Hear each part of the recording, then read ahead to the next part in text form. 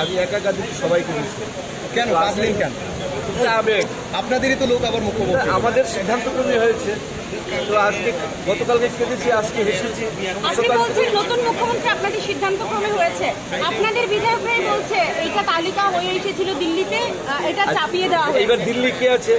দিল্লি তো আমরাই আছি, এখানেও আমরা আছি, দিল্লিতেই আমরা আছি। যেখানে আছে আমাদেরকে বাদ দিয়ে নিজস্ব মতামত থাকে। বিধায়ক তো দলের সিদ্ধান্তক্রমে বিধায়কের মত ছাড়া তো আর হয়নি। এখানে তো আপনি দেখবেন সবার হস্তাক্ষর আছে। বিধায়ক তো আপত্তি করেনি। জোর করে হস্তাক্ষর নেওয়া হয়েছে এমন অভিযোগ এগুলি মিথ্যা কথা। কেউ জোর করতে, অন্তত আমি জোর করে সিগনেচার করার মতো লোক না। ক্যামেরার সামনে বলেছেন, ক্যামেরার সামনেই বলছি। আমি একা না, সবাই বলছে।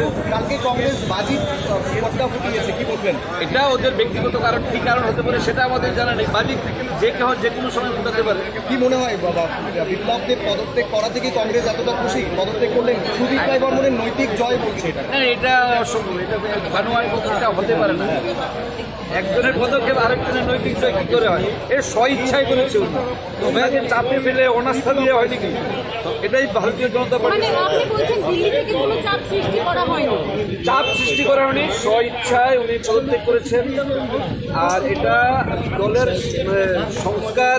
কারণ আপনি কাউকে কেমন দেখেছেন, আজকে সবাইকে কেমন দেখছেন নিশ্চয়ই উপলব্ধি করতে পারছেন। দলের সিদ্ধান্ত অনুযায়ী দল যখন যেখানে রাখবে সেখানে থাকবে।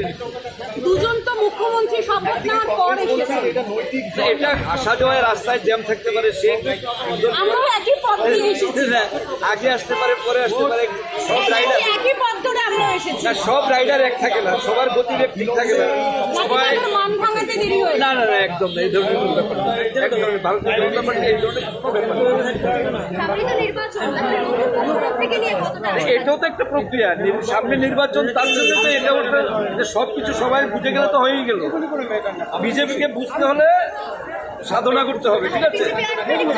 এটাও একটা টেকনোলজি, সবাই সব বুঝে যাবে না। এটাও নির্বাচনী স্টাইল।